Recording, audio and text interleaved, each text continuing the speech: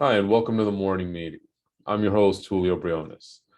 Now, today's episode, we're going to talk about what you should be considering before you even think about opening a home care agency. Now, this show is brought to you by the Briones Consulting Group, and we're here to help you with everything from end to end. Whether you're brand new and you've just gotten your license and you're trying to figure out how to get started with your operations, your marketing, or how to take care of clients and recruiting and retention, or if you're trying to prepare your business and get a good understanding of what needs to happen for you to get the highest price possible on a sale, or you've already sold and you need to transition either into from one owner to another, or you're coming out of a franchise agreement and you're just trying to get everything up and running and need to understand rebranding, we're here to help. Links below or just right here, you can go and see us at thebrionesgroup.com to find out more. Now, before we get started on this video, a couple of things, just housekeeping. I already mentioned, come visit us on the web. Also, we are going to be running a special. It should be up on the website soon if it's not already by the time you're watching this, where we're going to be hosting strategy sessions about this topic that we're talking about. And also, if you find this video helpful and useful, don't forget to give us a big thumbs up and like, and also subscribe to the channel. It really helps us out with the algorithm. So now here's where one of what we're talking about today. So you've decided that you've seen all the stats, you understand that 10,000 people a day turning 65. It's a multi-billion-dollar industry and it's about to keep growing. And you decided, hey, I'm going to throw my hat in the ring and I'm going to try to go ahead and open up a senior care agency. Now, I don't care if you're doing this mom and pop, by yourself, or if you're trying to figure out how to do it through a franchisor, it doesn't make a difference. At the end of the day, you still have to consider these basic things before you open up a business. Now, some of these things, in all honesty and in all fairness, if you have a good business developer that's helping you go through the process of franchising and your consultants doing their job the right way, they're going to walk you through these considerations ahead of time. Hash it out with them if you don't feel they did. I'm not here to bash anybody or to tell anybody how to do their job. But when people call us, these are some of the things that we have found that are big pitfalls and you should consider before investing your time and money and effort. All right. So now these aren't in any particular order in the sense of what steps you should be taking to do it. They are in the order of what we consider to be priority. All right. So number 5, your budget. Look, at the end of the day, how much money do you have? All right. There's a lot of things to be considered in this, but you have to understand and not just guessing. All right. It's not one of those things where you're going to sit there and go, okay, well, I have a good paying job. I'm making, 50, 100 grand a year.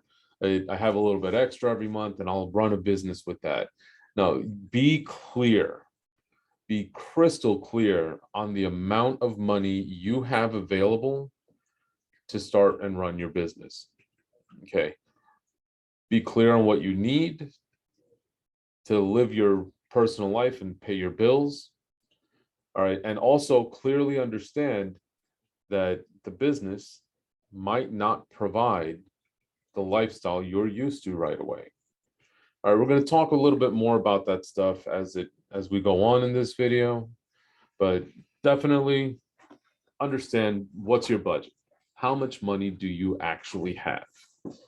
Now, on a side note here, this is very important. And in the beginning of my own business, this is something that I used to run into a lot because, see, those of you who've been watching this for a while will know that I've been doing senior care for a long time, 20 years off and on, throughout my career. And I've opened a large number of these agencies, especially when I was working in the franchise training development world. And, one of the things, because of that, I was just used to, especially because coming from the world of franchising, I was used to people already having being vetted, and they understood exactly how much money they needed, and they understood the risks and the pitfalls before they got to me. So what ended up happening? Well, when I went into private practice, I started running into a lot of people that I just very, very ignorantly on my own part, I just assumed they understood how much money they needed to run this business. And I ended up having to deal with a few people that we made it. They're doing all right now, but it was a bigger struggle for them and for me because we had to help them really get through and really work on a razor thin budget where there wasn't much room for error. So understanding your budget could actually long term mean whether you're going to fail or succeed. Number 4, what's the burn rate? Now, some of you are probably just asking, oh, well, I don't even know what that is. Well, the burn rate is how much money, does your business actually cost month over month? All right. So when you factor in your rent and insurance and all the other business expenses, all right, including staff, all right, your staff, like, are you going to pay people? Like, what's all of this going to cost you month after month? Now, this again, it has to do with managing expectations. Don't walk into this thinking that you're going to be able to run this business with $2,000 or $1,000 a month. You might, I don't know. We're going to, that's something that you got to kind of figure out as time goes on. But let's think about this. Based on your burn rate, what about capitalization? How much money do you have? So the reason number 4 and number 3 go together is because if you don't understand what your burn rate is, you don't know how much money you actually have to have in order to sustain your business. Now, we always recommend for our clients, you have to have a minimum to be able to sustain your business based on the assumption that you are not going to get any clients for 6 months. Now, that doesn't mean that's the reality. The reality is you should start seeing clients, depending on your effort and everything else. I've had clients start getting clients as little as 3 weeks after working with us. And I've also seen clients go 6, 7 months without anybody coming in. And that's really going to depend on your effort. So how long can your business survive without a penny coming in? Now, we do have other videos explaining cash flow. In fact, I'll link that somewhere above on here. But the thing is, when we're talking about, your burn rate versus your capitalization, this is essentially what it is. What's the business costing you every month? And how much money do you have in reserve to sustain no income coming in? Now, again, once you start getting clients and that starts getting offset, that's great. Things will normalize a little bit. But in some areas, like there's some parts of the country and some parts of the world where we very simply are required just from licensing. And again, please understand, we don't do licensing. But because of licensing, some places you might have to get an office while you're waiting for approval from your state or local government or regional province, depending on where you are. And that could affect seriously your burn rate and your overall capitalization, because let's think about this. If you have to maintain an office, even if it's unmanned, that could be a few $100s, a few $1,000s, depending on where you are. All right. So what if the license takes 6, 7 months before you're even allowed to go and seek out a client? Let's think about that. And, and really take a look at your finances when you're going through this. This is why understanding first your budget, then your burn rate, and then how well capitalized you are. All of this stuff is really going to play a big role in your success and why they need to be your top considerations. So now that we've got all of that underway and we understand and we've come to the conclusion that we know what it's going to cost. We know how fast the money's going to go out, and we understand what we're working with and how long we can survive. Now, what's your pricing strategy?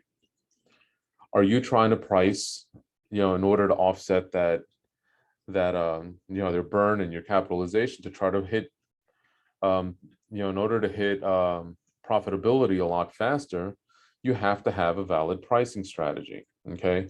That means, are you going to price based on the amount of value that you are providing?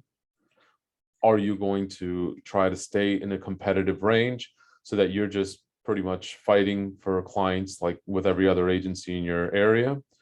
Or are you trying to be a discounter and just come in swinging from the door and try to get clients as fast as possible, so you're going to undercharge and overpay caregivers so that you don't run into those problems? Now, the pricing strategy, that's a big deal, because $1 difference on your gross margin, one way or the other, could affect your ability to hit that monthly break even by as much as 90 to 180 extra days. So if let's say you're hitting that 50% mark, and now your net margins are in that 8 to 13% range, versus if you're hitting that 15 to 20% range, that's going to greatly affect how long it's going to take you to break even. All right, and to be able to sustain your business. And now, the number one thing that I think you need to consider before you open your home care agency is your role and availability. Over the time period of COVID in particular, there were a lot of people that found themselves in situations, and because of everything going on in the news, that they wanted to open up senior care businesses. This led to big influx of calls to our offices. And what this means is we actually turned away quite a number of clients, and we didn't vet our first people, some of these people, as thoroughly as we do now. And as a result, we ended up having to terminate agreements with some of our clients. Now, this is important. For us as a consulting company, it had an impact. But the reason for this is you have to understand your role, your desired role in this, and your availability to run your business. Running a senior care agency is not Monday through Friday, 9 to 5. All right. And your ability to take money out of the coffers, or in other words, to pay your own bills, it's not necessarily going to provide this right away. So you need to be sure you understand what exactly you're getting yourself into. All right. And how available are you? Because there's only two ways you're going to get your business to grow. You're either going to work your tail off and be there and, start taking on these responsibilities. And then you can take a comparable salary. So if you have a budgeted salary for just, let's just say $60,000 for an office manager, then that is the maximum amount you'll be able to pay yourself in the beginning, if that's what's budgeted out. If you're accustomed to a lifestyle of $100,000 a year, and you only have it in your budget to pay $40,000 to $60,000 for a manager, then you cannot expect to pay yourself $100,000. You will greatly impact your ability to remain in business. Now, if that means that you're going to choose to stay at work so that you can finance your business for longer, then you need to hire someone to take on those responsibilities. There's no magic bullet. You cannot work full-time during the day and grow your business. I'm not saying it's not possible. What I am saying is that it will greatly delay and affect your business's ability to grow. All right, so ask yourself, what do I want to do in this business? And what don't I want to do? Because if I don't want to do it, I need to hire someone. And if I cannot hire someone, Do I have the availability to do those job functions? And you have to compensate accordingly. And these are the top 5 considerations that we've seen that you should make before considering opening your senior care agency. So a couple of things before we go. All right. Number one, don't forget to give us a like, subscribe, leave us a comment below and let us know what you think about this information. And it really helps us out with the channel growing, and so we can help more people get the information they need. And number two, somewhere down in the description box or below, you're going to see links. Just schedule a call with us. We are offering strategy sessions. We'll actually walk you through all of the budgeting and understanding of the roles. And we have a small program that we have available in order to help you manage and decide whether or not opening this business, if this is the right time for you right now, or if what adjustments do you need to make in your plan so you can get a better idea as to how to move forward and when to move forward. Thanks for watching us, and don't forget to check out the other videos here in the description box at the end of this video. Have a great one and enjoy the rest of your day.